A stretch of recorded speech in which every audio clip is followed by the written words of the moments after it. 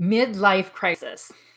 What an enormous cliche. So when people say midlife crisis, usually people kind of snicker and laugh at me. And then like, oh, what do you mean? Like getting some 40-year-old guy getting a divorce, buying an expensive car, and picking up a new 20-year-old girlfriend half his age. Hi, my name is Kira Lesky of the Eagle Institute. And you know what? Sometimes those things do happen. So that's why it is a cliche. But there's a huge misunderstanding around midlife crisis and what the purpose is and the value of it that I want to help dispel some of that myth today and also help people that are really going through some tough times, which can certainly happen with a midlife crisis.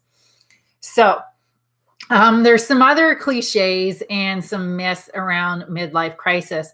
So some of them are that, that people are just acting out in some way. And you know what? People are acting out, but there's a deeper reason for it. And it's misunderstood most of the time. And people just aren't sure what to do. So they do some kind of strange things. Or what, as from the outside looking in, we perceive as strange things. So, put comments below of, what you've seen or what you kind of think some of these things are. One of the other big myths, and please be polite. People that are going through a midlife crisis are actually doing some of the most valuable and difficult work that you can do as a human being. So please be kind to me and to others. Well, I don't care if you're kind to me, but please be kind to others. In addition, some of the other stereotypes are that this happens to men and not to women. That is not true. Some of the other stereotypes are the age, and it is generally between late 30s and mid 50s, but that's not always the case. There are some situations in which someone can go through something like a midlife crisis at a different age, sometimes younger, sometimes older.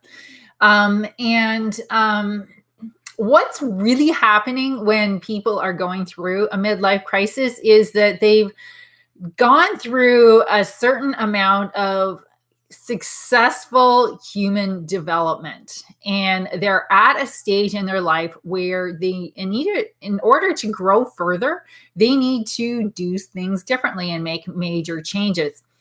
So one of the things that, as we go through our early life, we learn to navigate the world around us and how to relate to that world and get by in that world in an external sense. And that starts from, the time we're quite young. We start to learn how to be independent, hopefully, from our parents, our families. And that independence kind of grows as we get older, go through school, hopefully graduate from school, or, some people are extremely successful or are able to navigate life without a lot of formal education. But we get through that learning in some regard. And then we go to how to make our way in the world. Who are we in the world? How will we earn money? What is our community going to be? Who are our peers? What are the things we're interested in? What are the strengths? What are we really good at? How can we, get by in a physical sense? And yes, that means making money in this world, unless you're going to go live off the land. So, what kind of career? How can I succeed at my career? What kind of people do I want to be around? What kind of personal relationships? What kind of hobbies I'm going to have? Basically, how am I going to define myself as a human being in relation to the external world? And that's what the first part of life is about. And people that do this successfully get to the point where they are ready for a midlife crisis. So you may find that all of a sudden your life's going along great, and you wake up and you find yourself in a relationship that just, oh my gosh, why am I here?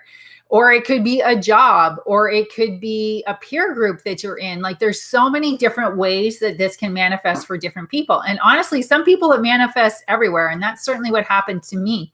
I looked at every area of my life. I'm like, oh my gosh, why am I here? I'm stuck here. So when you go into a midlife crisis, it is all these external things that most of the time in the past, they have been our strengths. There have been things or areas that maybe we've taken for granted and that we've set up, and we're not sure now why it's not making sense anymore. And in our Western society, people have a very deep-seated fear in general. A lot of this is generalities about going and looking inside. We're really, really great at doing things externally in the world, creating externally in the world, and figuring out who we are in relation to the world. But we have a lot of fear when it comes to going inside and seeing who are we without all that. And honestly, it's just because we don't have a lot of experience at it. You know, some of the Eastern societies and Eastern traditions do have a lot of experience at it, and they are a little bit better at it. So that is the crux of what is going on in a midlife crisis. We have become really strong at a number of things that we're doing, and we recognize that there are strengths, but they're not bringing us the same level of satisfaction that they were before. Or maybe they never were, and we just didn't know that. And we're starting to wake up to that and realize that. And that is a natural part of human growth and development. I want to emphasize here that even though this might be challenging and you might be seeing things that you maybe you've never encountered before, or that they're really difficult, or that you're like, wow, I've been doing this wrong, or this isn't working, or this isn't working. It doesn't mean you did it wrong before. It just means that you've grown to a new level and you're ready to do something different, and you need to do something different and do things in a different way to grow more. And that's the crux of a midlife crisis. The early part of our life is about developing who we are and developing our strengths, especially as how they relate to the external world. Then you reach a point where you've done a really good job at that. And the next stage of growth and development is looking inside and going inside. And most of the time that means going into our weaknesses, going into things that we're maybe not have a high level of awareness of.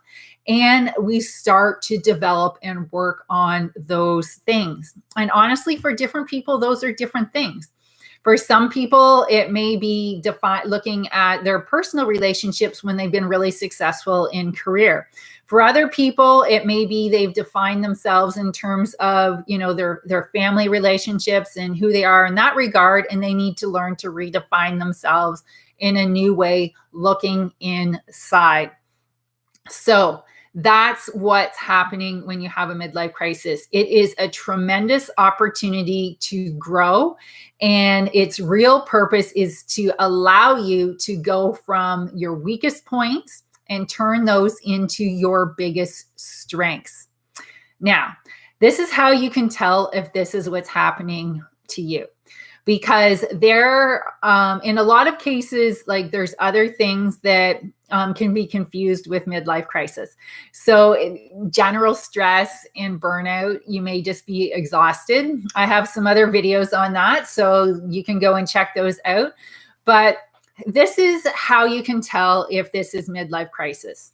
Generally, you're very accomplished. So even if that may be that you don't have big accomplishments, maybe in career or workplace, you feel really accomplished at the area of life you've chosen to focus on. So if you chose to focus on being at home, then you feel like you're really connected to your community. You're really good at being a mom or a caretaker or a significant other partner, and you've really mastered that area of your life.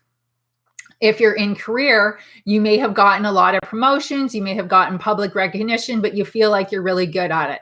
This can also happen to people that are doing community service, community volunteer work, or, contributing in some other way, but it's how you relate to the world externally, and you feel like you've mastered that, or you have mastered that to a large degree.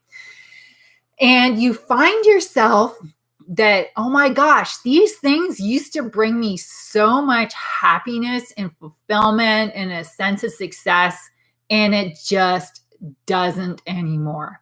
And you find yourself dissatisfied, maybe even when something really amazing or many amazing things have happened. And you kind of like, what the heck is going on? You've done, and a lot of times this happens when people have a major accomplishment or a major milestone that they've accomplished, and then they get there and they're like, I should be feeling amazing right now, and I don't. For other people, it just kind of comes up when all of a sudden it's like this dawning realization, like there's something else. I'm missing something. And that's kind of what happened to me. I was very successful in a number of areas. I was kind of at a high in my life. And all of a sudden I'm like, oh my gosh. And I started to, slowly realize that a whole bunch of things I was stuck, wasn't going to go any further, and that they weren't working.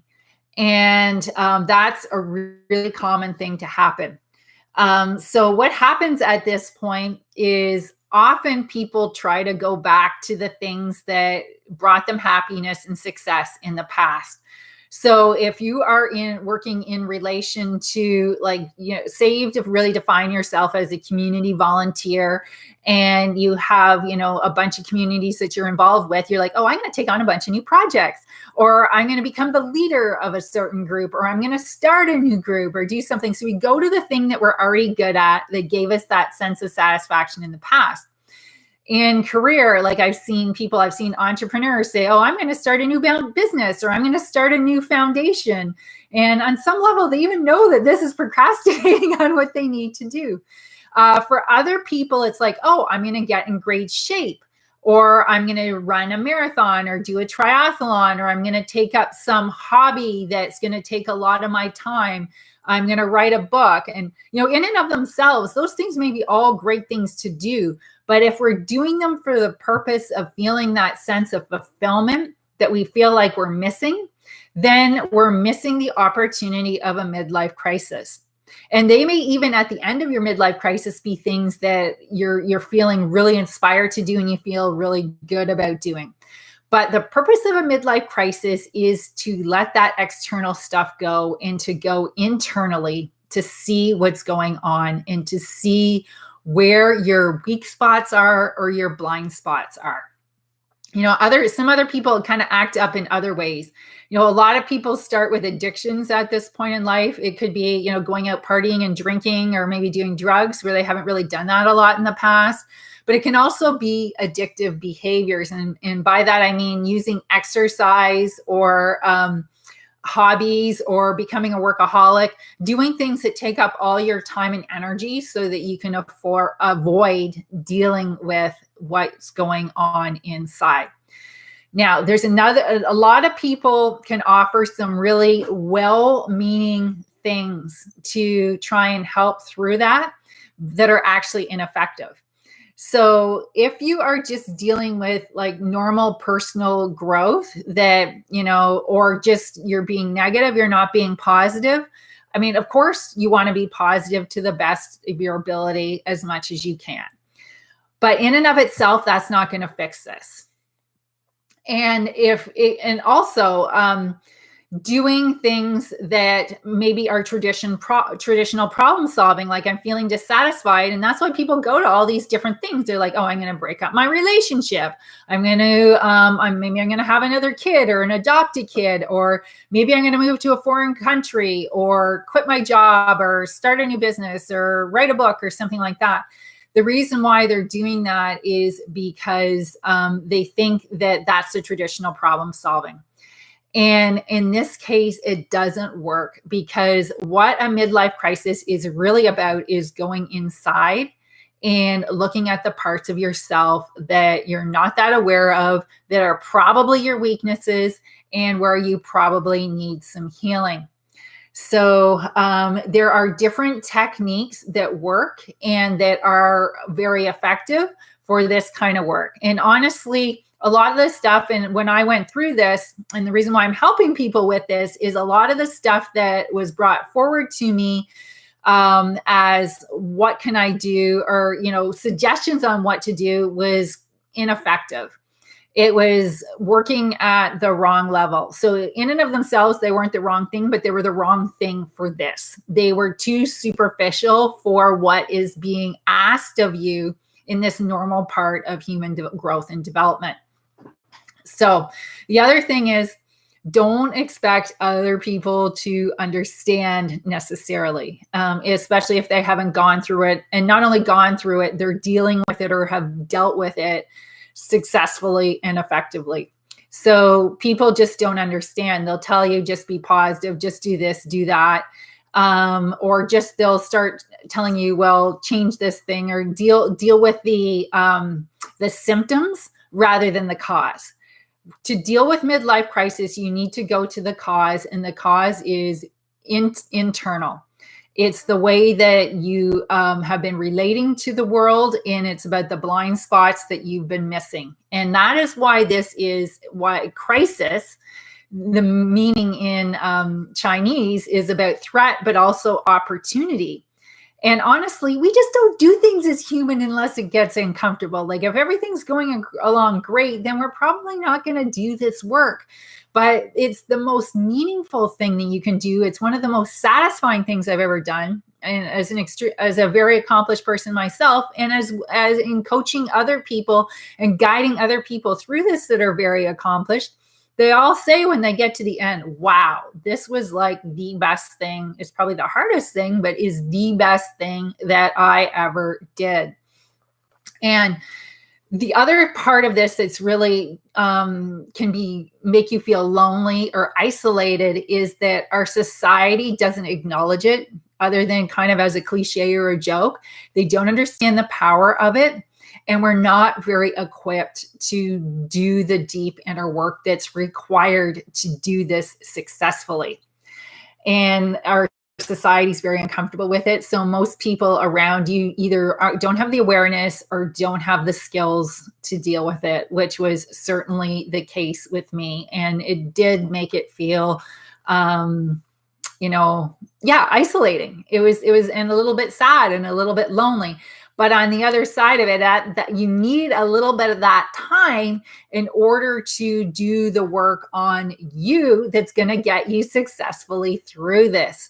And there is worth getting through it. There is tremendous value. And from the people that I've helped and from going through it myself, the gift on the other side is being able to do things that I was vaguely aware that I wanted, but honestly didn't deeply believe that I was possible or capable of doing.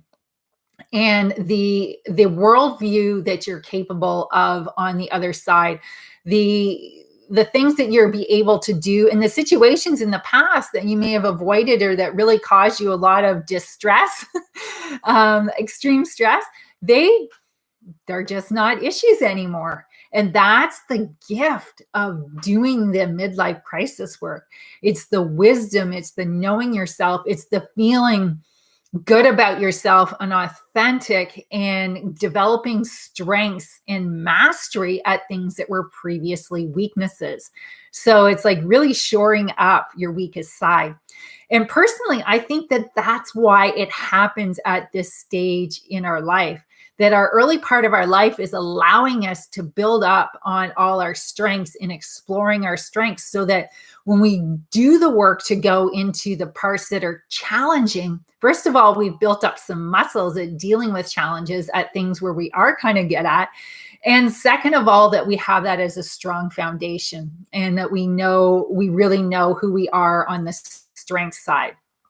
So the challenge with society, in my opinion, Western society, is that it's not acknowledged, and it makes it difficult to find effective tools that have the depth that's required in order to successfully navigate this.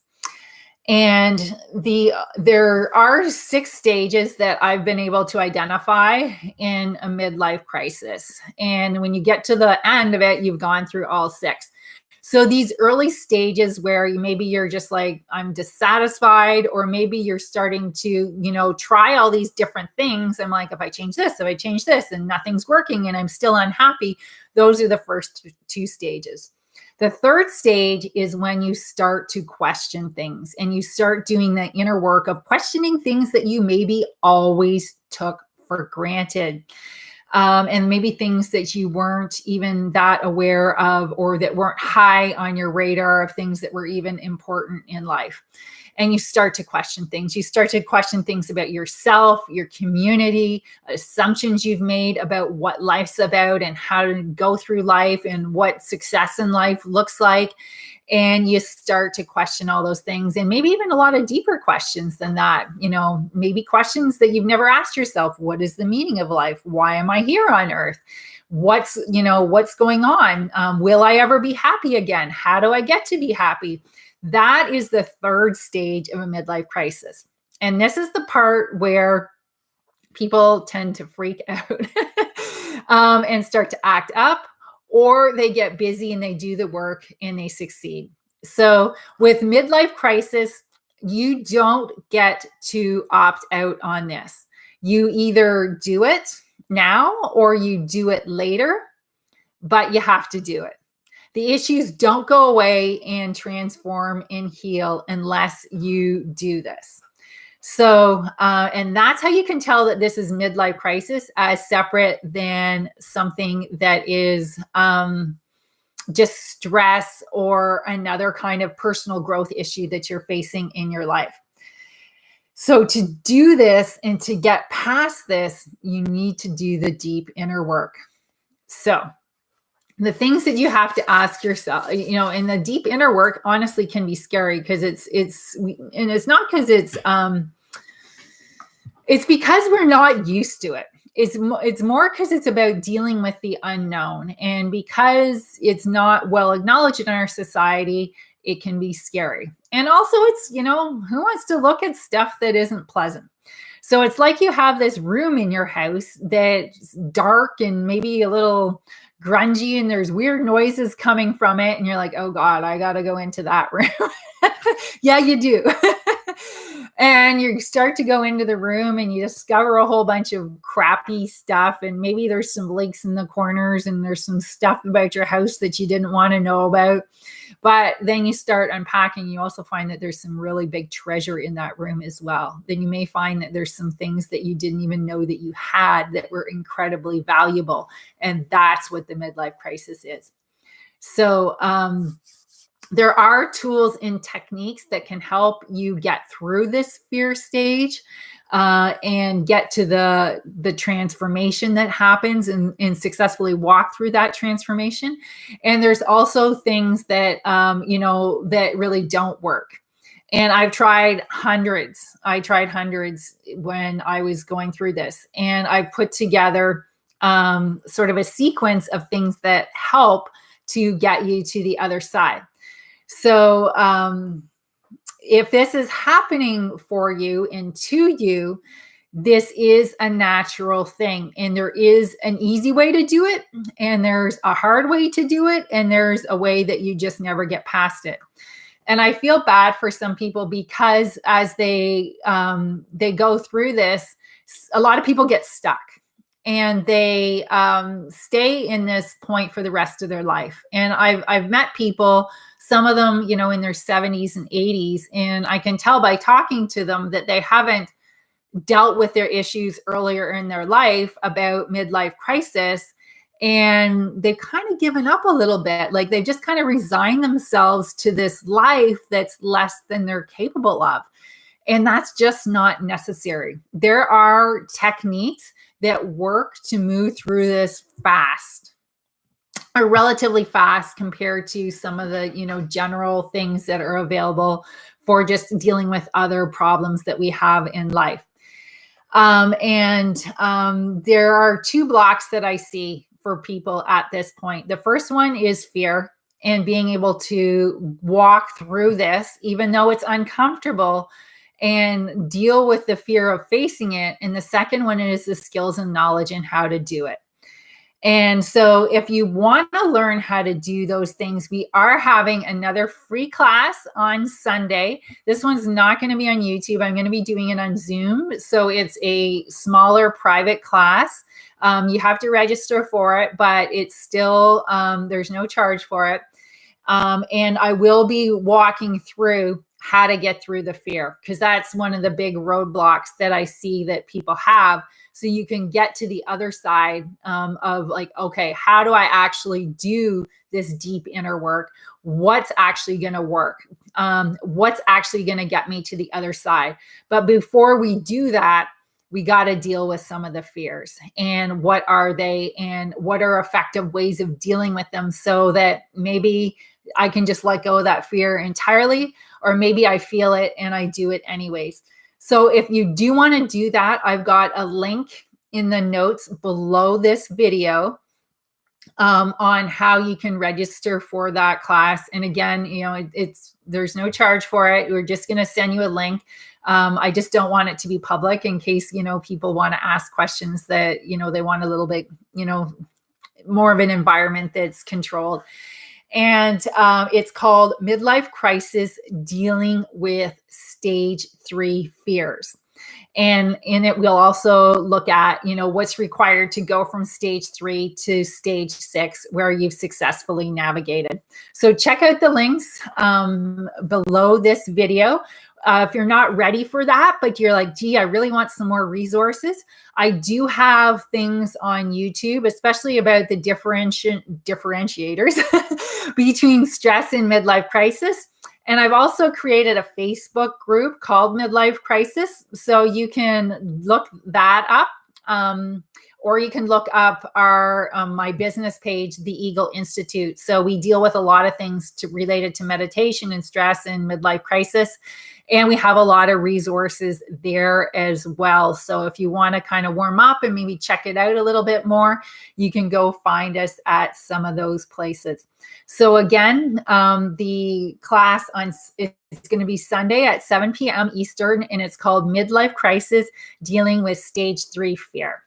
So thanks so much for listening to this today. I will, if you do have any comments or questions, please leave them and I will answer them on future videos. I'm just going to take a quick look now at the chat because I haven't been able to see what other questions we have.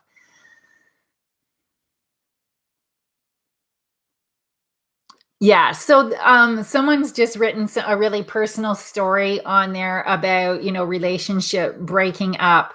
And, that can happen for a lot of reasons. So I don't want to blame it specifically on a midlife crisis, but that's a typical thing that people kind of get to a certain point and they don't know what else to do. So they start to make changes in their life. Now, sometimes those changes are because it felt like a good thing to do. And sometimes it's just because I don't know what to do. And this is the major thing in my life. So this must be the cause. And honestly, sometimes those relationships may need to evolve and grow.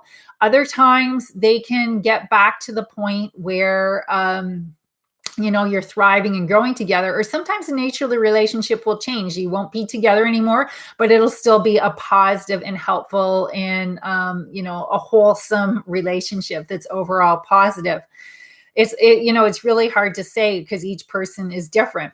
But sometimes, as I said, people do act up when they do this, if they're not doing the deep inner work. Sometimes by doing the deep inner work, we can go back and reevaluate. It's really hard to say. And this is another really good point about midlife crisis, is that you don't know when you're going into this what it's going to look like when you walk out the other side. You just don't know, because it's like, imagine you're going out to sea for the first time and you don't have any maps and you're going to go exploring. That's what it's like. You're going to go exploring and you don't know what you're going to find.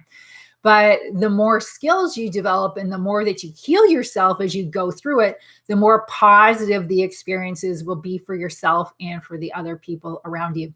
So thanks so much for joining us here today. Thanks for your questions.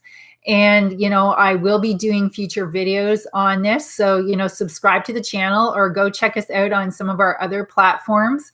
And, you can contact me and send me any questions you have. And hopefully we will see you on Sunday at our live class that will be on Zoom that you do need to register for. Have a lovely day.